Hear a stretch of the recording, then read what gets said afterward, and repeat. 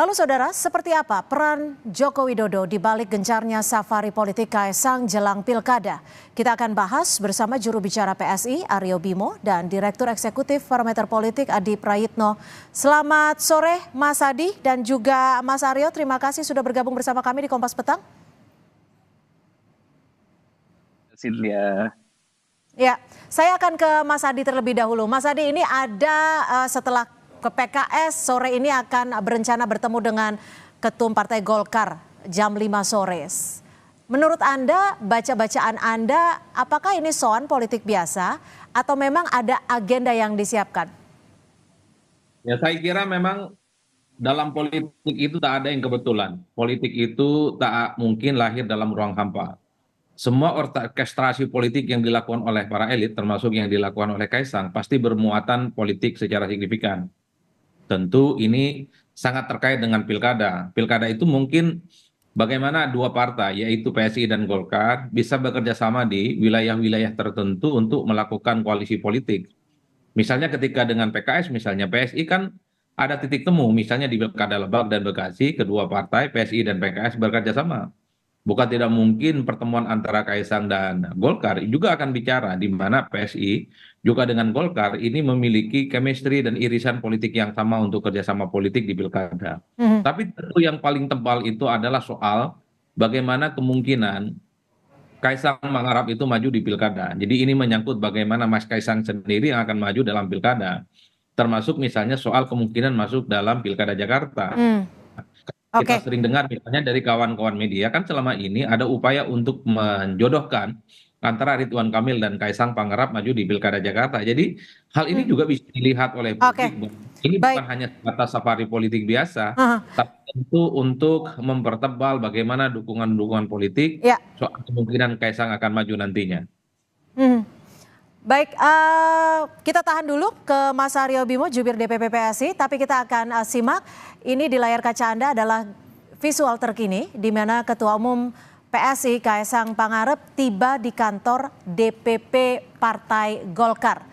Dijadwalkan sebelumnya Kaisang akan tiba pada pukul 5 sore ini dan tepat pada pukul 17.00 waktu Indonesia Barat, Kaisang Pangarep tiba di kantor DPP Partai Golkar. Hingga saat ini belum diketahui karena tadi Airlangga Hartarto tidak menggambarkan apa yang akan dibahas dalam pertemuan antara dua ketua umum partai politik ini.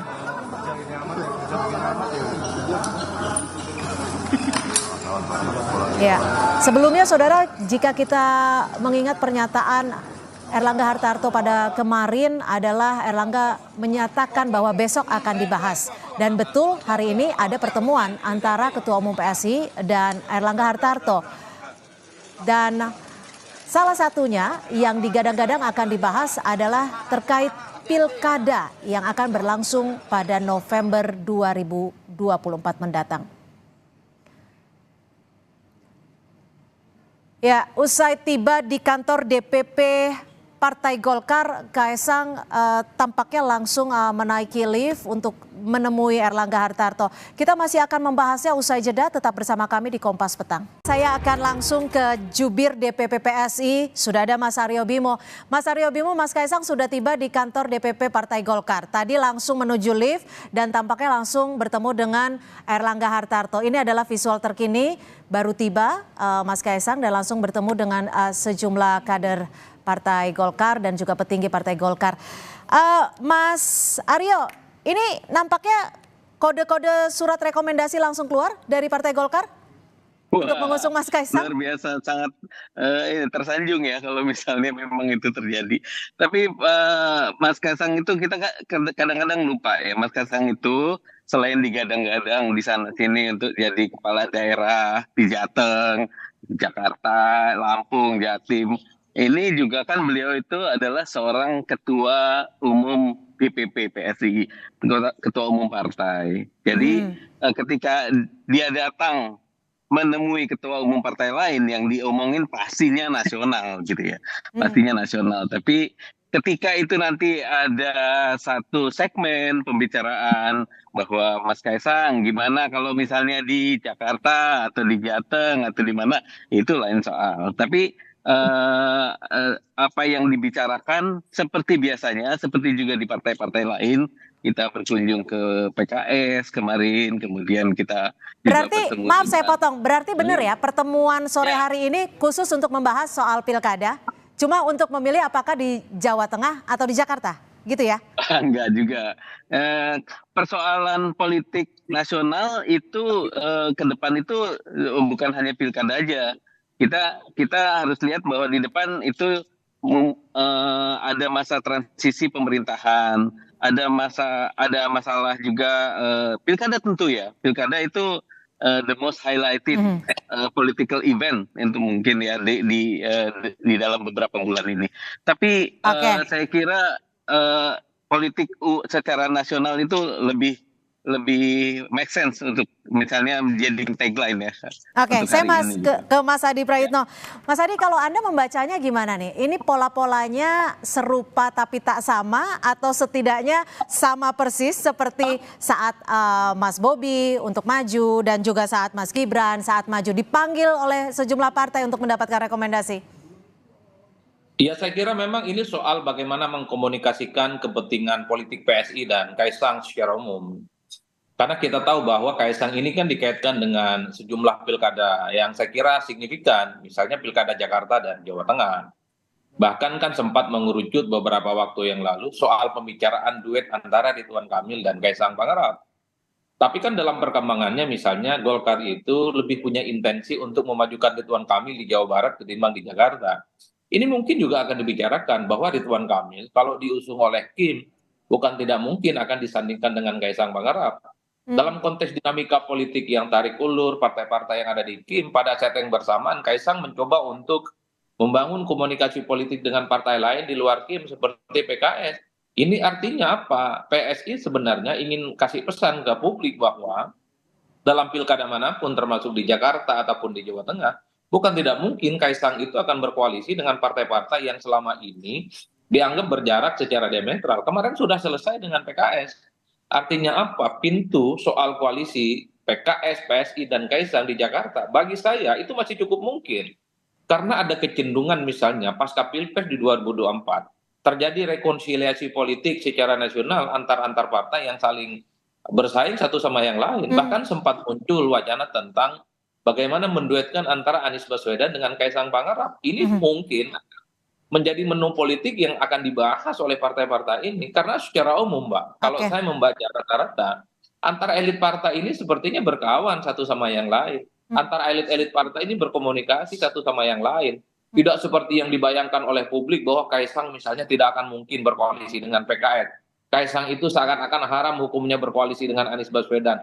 Tidak sesederhana itu dalam politik kita. Jadi Oke. inilah yang saya kira bahwa ketika Kaisang berkunjung ke sejumlah partai hari ini ke Golkar, tentu ini mencoba untuk mengkomunikasikan soal kemungkinan Kaisang bisa maju, diusung oleh partai-partai Kim, diusung oleh partai-partai non-Kim, dan ini bisa menjadi islah politik secara nasional dalam pilkada, khususnya dalam pilkada Jakarta. Karena kalau saya membaca gestur tubuhnya Kaisang, lebih cenderung ingin maju dalam Pilgub Jakarta dibandingkan Oke, dengan ditahan sampai di situ. Mas Aryo, betul Mas Kaisang lebih cenderung ingin maju di Pilkada Jakarta? Kalau penilaian atau penghitungan para expert kan nggak apa-apa. Tapi kalau Mas Kaisangnya sendiri itu berkali-kali bilang belum menentukan. Dia masih konsen untuk mempersiapkan calon-calon kepala daerah dari yang akan didukung oleh PSI di berbagai daerah. Tapi kalau hitung-hitungannya dari teman-teman PSI gimana? Apakah melihat Jawa Tengah prospeknya lebih besar? Karena kita berkaca dengan sejumlah survei yang mengatakan elektabilitas Kaisang Pangarep cukup tinggi. Atau istilahnya dalam tanda kutip coba-coba dan gambling di Jakarta? Kalau buat PSI ya ini terus terang dan ini juga berkali-kali disampaikan Mas Kaisang. Yang penting kita pilih yang terbaik untuk daerah itu. Kalau misalnya Mas Kaisang itu memang lebih terbaik untuk daerah Jawa Tengah atau terbaik untuk TKI ya beliau dengan serta-merta akan berada di sana gitu. Takaran yang terbaiknya dari mana nih? Kan sama-sama provinsi besar, sama-sama provinsi yang menjadi cukup penting dalam sisi Nanti skala dengan nasional. itu akan ada dari hasil pertemuan dengan partai-partai politik tentunya. Jadi saya kira makanya saya katakan bahwa tidak melulu bahwa yang dibicarakan itu adalah dirinya mau nyalek di mana, tapi juga daerah-daerah lain nih seperti apa nih. Indonesia ini seperti apa pilkadanya kayak kemarin juga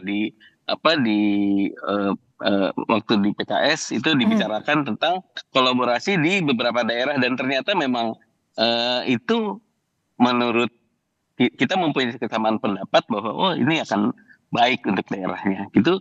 Jadi nanti untuk Jawa Tengah dan DKI pasti akan dibicarakan juga dengan Golkar pada hari ini dan juga dengan partai-partai politik lain. Oke, dibicarakan dengan Golkar, artinya ada kemungkinan ketika Golkar akan mengusung Kaesang di Jakarta akan langsung diterima?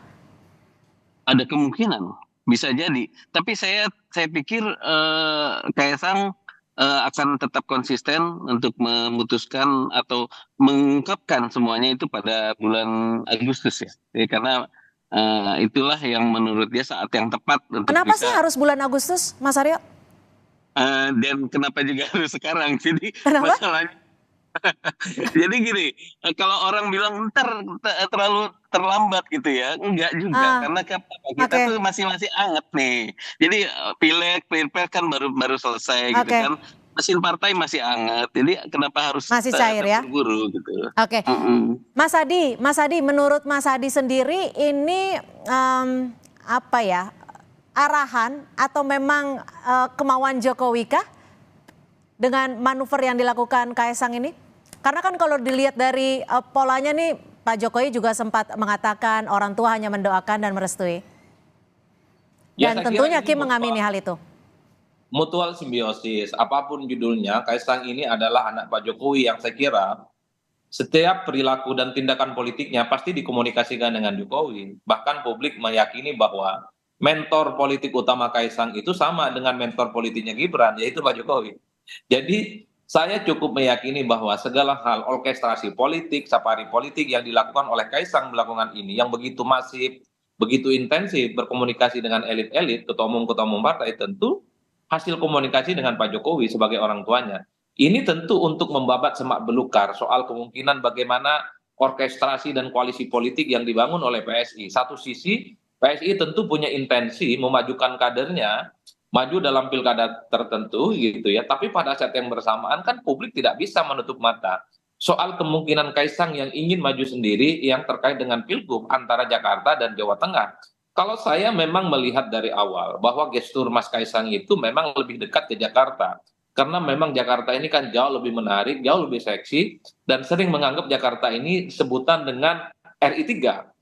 Karena siapapun yang jadi gubernur dan wakil gubernur di Jakarta, expose politiknya, spotlight politiknya, ini jauh lebih masif dibandingkan dengan yang lain. Jadi ketika pertemuan dengan Golkar hari ini dilakukan oleh Kaesang, ini tentu sebagai upaya bagaimana bicara dari hati ke hati. Bagaimana perspektif Golkar soal Kaesang maju dalam pilgub, bagaimana Kaesang juga mengkomunikasikan soal kemungkinan dirinya bertanding dalam pilgub. Jadi hal-hal yang semacam ini tentu akan dibicarakan ya. Tentu ini menghadapi karena bulan depan ini kan sudah mulai pendaftaran ya, pilkada serentak secara nasional. Oleh karena itu intensitas komunikasi politik ini kan kalau dibaca rata-rata soal bagaimana mempertebal dan memastikan Kaesang nantinya akan mendapatkan dukungan yang jauh lebih kuat, jauh lebih masif maju dalam pilgub seperti apa. Apakah di Jakarta maupun di Jawa Tengah. Kalau artinya, maaf saya potong, apakah ini bisa mengartikan bahwa ini adalah sinyal kuat dari Jokowi untuk all out kepada Kaesang di Pilkada 2024? Kalau soal itu kita tidak bisa melihat secara pasti ya Mbak, tapi biasanya kalau memang Mas Kaesang sudah dapat tiket pencalonan, entah di Jakarta, entah di Jawa Tengah, saya hakul yakin bahwa Pak Jokowi juga akan memberikan dukungan politik secara total, seperti halnya telah dilakukan kepada Gibran dalam Pilpres 2024 yang lalu. Ini alamiah dalam politik sebenarnya. Baik, terima kasih Mas Adi Prayitno, Direktur Eksekutif Parameter Politik sudah memberikan perspektifnya, dan juga makasih Mas Aryo Bimo, Jubir dari DPP PSI. Terima kasih sudah bergabung bersama kami di Kompas Petang.